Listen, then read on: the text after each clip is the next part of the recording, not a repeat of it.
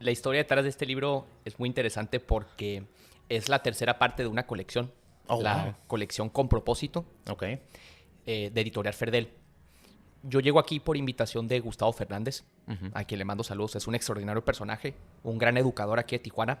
Él tiene varios colegios y ha participado activamente en promover la educación.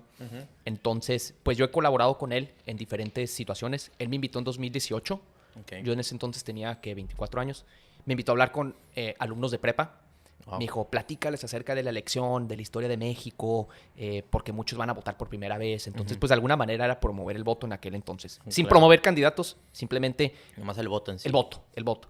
Entonces, desde ahí entablamos buena amistad.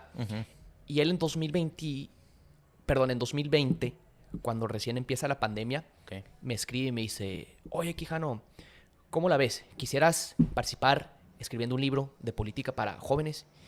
Y pues en ese entonces era cuando recién empezaba todo este cagadero y dije... Pues, cagadero de la pandemia. Ajá, exacto. Sí. Y... Pasa a ver qué cagadero estamos. Sí, hay muchos, ¿verdad? Fue mi... exacto.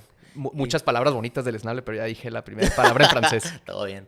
Oye, pero entonces me invita a escribir y me dice, un libro con lenguaje sencillo, comunícales ideas básicas acerca de la política. Sí. Y para mí esto fue un gran reto porque pues yo siempre he escrito para adultos. Entonces... Exacto. Puedo usar palabras como deleznable, que son palabras domingueras que quizá tu abuelo pueda entender, porque pues se usaba en aquel entonces. Sí. Pero comunicarle una idea a un joven, a un niño, es mucho más difícil. Entonces esto te obliga a ser mucho más claro con tus palabras, comunicar ideas sencillas, pero de alguna manera todavía manteniendo el fondo, todavía comunicando esa idea principal.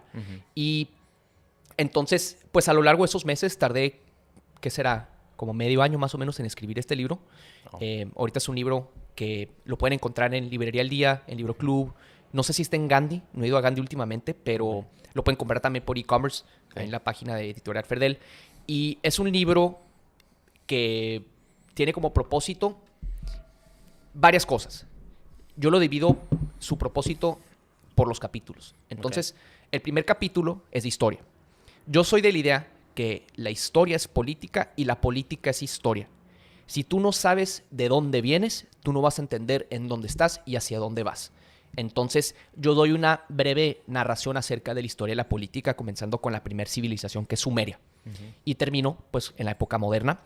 Y a lo largo del libro o de este personaje, un tema en concreto es que los actos de hablar, escribir y leer son actos de poder. Que en un inicio, en Sumeria, en Egipto, en Roma, eran actos reservados para las élites, para los que gobernaban. Claro. Pero hoy en día son herramientas que están a tu disposición.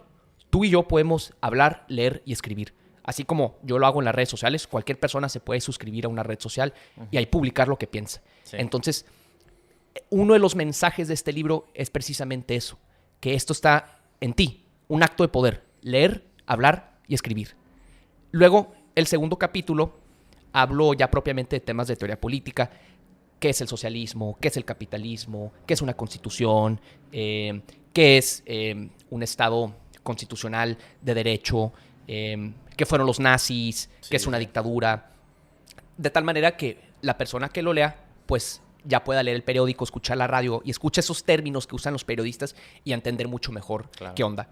Y finalmente el tercer capítulo, ya son mis ideas propiamente de la política. Me pongo a especular acerca del futuro, acerca de cómo será la política en el futuro, con todo el tema del internet, el big data, que el blockchain, que quién sabe qué. Porque todas estas herramientas, a final de cuentas, van a cambiar el curso de nuestras democracias.